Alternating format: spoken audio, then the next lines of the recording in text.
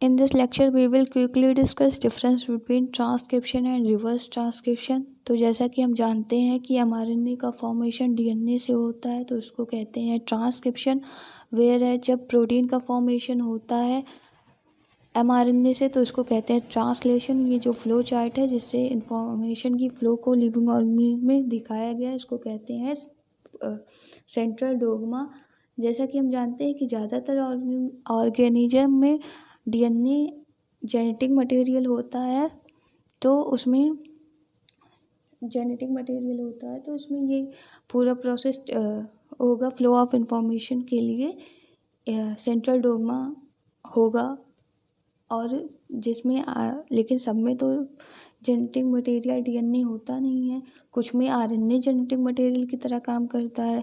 तो ऐसे जैसे कि वायरसेस हुए तो ऐसे वायरस जिसमें RNA जेनेटिक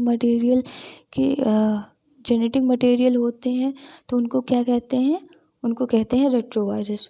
तो DNA तो जिसमें RNA जेनेटिक मटेरियल होता है उसमें क्या होता है कि एक एडिशनल, बस ये जो सेंट्रल डोग्मा है इसमें एक एडिशनल स्टेप ऐड हो जाता है।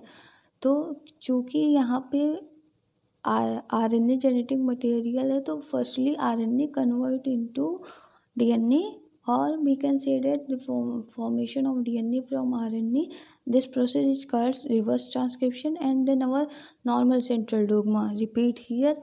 So one thing to remember here that in transcription enzyme used is called DNA dependent RNA polymerase, whereas in reverse transcription enzyme used called reverse transcriptase enzyme। and another thing is कि जिसमें DNA genetic material होगा उसमें normal central dogma work करेगा, लेकिन जिसमें RNA genetic material होगा ये extra step reverse transcription add हो जाएगा। मतलब जिसमें DNA जेनेटिक मटेरियल होगा इसमें सिर्फ ट्रांसक्रिप्शन और ट्रांसलेशन होगा, वेयर जब RNA जेनेटिक मटेरियल होगा तो उसमें ट्रांसक्रिप्शन ट्रांसलेशन तो होगा ही और एक एडिशनल स्टेप होगा जो कि सबसे पहले होगा, उसको कहेंगे रिवर्स ट्रांसक्रिप्शन।